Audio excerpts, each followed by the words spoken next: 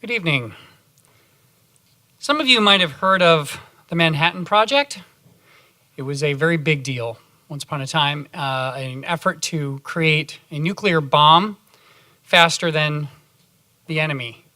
It was a gigantic project that was $2 billion in cost. In today's dollars, that is 33 billion Canadian dollars. It also involved 130,000 people. That translates to 130,000 Canadian people. Anyway, it worked and they made nuclear bombs, as everybody knows. It was a very, very big project, okay? Now, I just want you to remember the Manhattan Project. I'm going to talk about something else. There's someone named Kavya Koparapu who built an application, a little AI application that would use a cell phone to diagnose something called diabetic retinopathy, which is a eye disease. And a relative of hers was sick, and she made this app on a phone that could diagnose the disease. Kavya is 16 years old. I want you to reflect for a moment on the big difference in the threshold of the barrier to entry into these fields. Okay, nuclear weapons are very hard to make. Even today, they're very hard to make for a variety of reasons. They were certainly very, very hard to make in the Manhattan Project. It took the smartest people on Earth and a lot of money and time to make just 2 nuclear bombs. And we have 16-year-old girls making AI systems. Now, there's no law of the universe that says that new technologies that are dangerous are difficult to make, okay? A lot of the discussion about the problems of artificial intelligence are centered on things like safety issues, okay? How do we keep the robot from running somebody over? And then we've got other issues such as computer systems taking people's jobs. All of those are extremely important issues, okay? They are more urgent issues than what I'm going to talk about today, but I'm not going to talk about those kind of things. I'm going to talk today, I'm going to try to scare you a little bit, okay, with the idea of what might happen if artificial intelligence ever gets to the point where it is much, much, much more intelligent than any living human being, or possibly all human beings. And I'm not going to tell you when this happens, because if there's one thing I've learned as an AI researcher is never to make predictions about when things are going to happen in artificial intelligence. But it might happen that we get a computer system with an IQ of 6,000, whatever that means. A lot of smart people think that's silly, and a lot of smart people don't, okay? And the issue is that if there's a computer that is that smart, then whatever it wants is going to happen.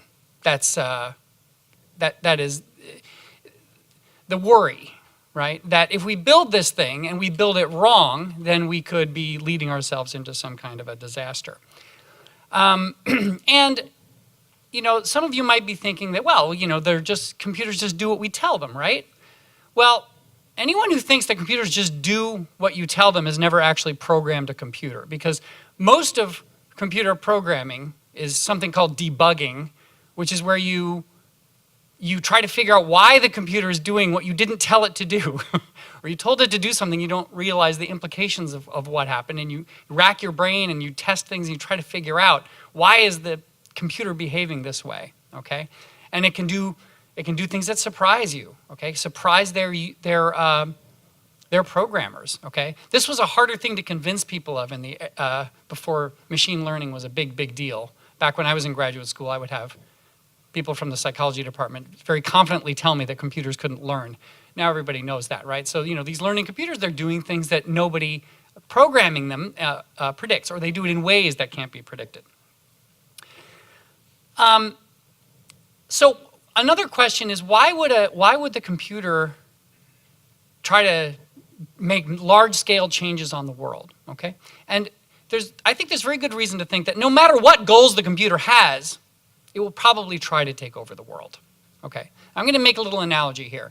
Imagine one day you wake up and you're in a bamboo cage on an island, surrounded by a bunch of 3-year-olds. And you say, what's going on? And they say, well, we've got our little island society here, and we have you here so we can ask questions about how to live our society, how to run our society, because you're so much smarter than we are. And you say, great, let me out. And they say, no, we're afraid you're going to take over, so we're not going to let you out, but we're going to ask you questions about how to run the society. All right, we all know how this story would end. You would talk some 3-year-old into letting you out. Okay, now there could be a couple of reasons for this. You could be a psychopath. You might want to exploit these children and be the tyrannical ruler of the island. But even if you were a really good person, and I hope you all are, you realize that you could do a lot more good outside the cage than in. And you're so much smarter than those 3-year-olds that you would find a way out. You'd figure a way out. You'd probably talk someone into letting you out. And there have been some very convincing experiments in the real world of people who were skeptical that they would ever let an AI out, so to speak, onto the internet or whatever. And these people are convinced very rapidly by a human to let them out, so to speak. Okay, and this is, and the difference between the 3-year-old and you might be small compared to what artificial intelligences might someday be. And this is probably true for whatever goals it might have, because it might have the goal of maximizing the profits of a company. Okay, that could be the way that a super intelligent artificial intelligence comes to be. Its goal might be maximizing. Its goal is going to be maximizing some number, I can tell you that. Okay, and that number might be utility in the world, or it might be money for a company, or it might be something even sillier. But no matter what that goal is, it can better serve that goal by taking more and more control. Okay, so I jokingly, or I was telling this to somebody, an AI researcher, and he said to me, well, unless their goal is to watch TV all day. I said, okay, suppose you had an IQ of 6,000 and your only goal was to watch TV all day. Well, what's the probability that that TV will not break? Well, you might want to buy more televisions. In fact, you might want to buy factories that will build televisions in case this breaks so that you can continue, you can always have a constant stream of televisions. What if the power goes out? You wouldn't be able to watch television. You should have control of a power company. What if there's a war and it blows you up, but that would keep you from watching television, so you probably should have an army, okay? If there's a way to make the certainty a little bit greater, and that's all that the system cares about, it will try to maximize the probability of achieving its goals. And even modest goals can result in what is called in the AI ethics world infrastructure profusion, where it tries to gain resources and energy and power to protect its interests and its goals. So how do we this might not happen, but what it might happen, okay? And how do we prepare for it? Okay, so one way we could try to do it is we could try to make software that has ethics programmed into it, okay? And certain AIs now have, ethics programmed into it, usually in minor domain-specific ways, like a driverless car has some sort of implicit ethical code in it. But, people aren't really writing a lot of code to tell a computer how to run the Earth, for example. Okay, these are large problems that are very different in kind from don't hurt people or, don't take someone's job or something like that. These are more along the lines of decisions that governments make, that public health officials make when they decide whether they're going to put a hospital here or here and people are going to live or die. So having some sort of an ethical code is very important, okay? Because without that ethical code, the computer is going to just pursue whatever goals it has without regard to ethics, which would be a complete disaster. So the code, it should be to the best of our ability, putting in some sort of computer language what we think is right. Now, some of you are probably smirking because this sounds impossible. Well, it might be, okay? It might be impossible to figure out what's right. It might also be very, very challenging to put that into some sort of a structure that a computer can understand and implement in the way that we want, okay? It's also particularly frightening because a lot of the issues that ethicists deal with have only come up in the last 5 years. And we haven't figured them out yet, and more are going to be coming. So we don't know where ethics is going, and we're having a hard time agreeing between cultures and even between different ethicists in the same philosophy department about what's right and wrong. So that's a big challenge. But even if we do manage to get it together and program it, and we get lucky that the first AI that becomes super intelligent happens to use that code, we have the other problem of how will a super intelligent agent deal with these rules? And we don't need to look very hard to find people taking advantage of rules, even non-super intelligent ones. So you might have heard that a little while back, the People's Republic of China, there was a company there that was putting compounds in baby formula to make it appear on tests to have protein in it, more protein than it did.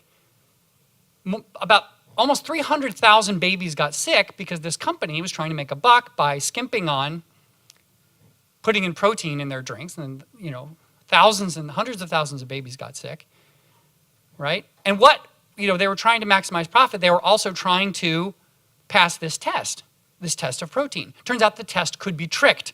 The test could be tricked with this compound. Okay, you also remember Volkswagen very recently would have their car change its emissions when it detected it was being tested. Okay, if that test is the only criterion, then those are totally fair things to do, right? Now, you know, so I think looking at corporations and how they manage to get around our laws, and then we have to constantly patch up the laws and change things so that they can't do that anymore, is a little hint of what a super intelligent machine might do in its pursuit of its goals, given our limited ability to communicate to it in computer code what its ethics should be.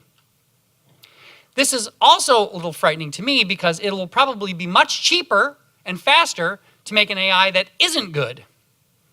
If creating these ethics is difficult, which I think we all agree it will be, and there's some sort of a race among companies or governments or whatever to have the first one, then it seems likely that the first super intelligent computer program will not have the ethics because whoever's making it will have taken advantage of the fact that they can do it faster without. Similarly to how companies sometimes get a strategic advantage by ignoring environmental concerns or labor.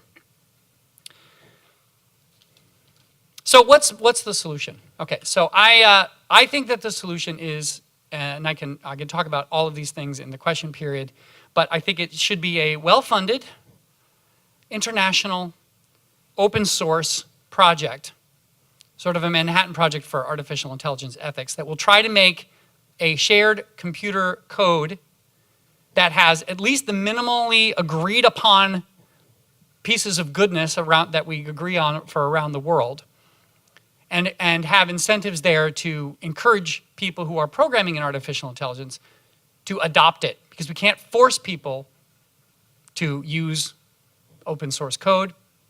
We want to make it attractive to them to do so. And then if we're very lucky, the first super intelligent AI will have our best guess at on how to behave in a moral way. Thank you.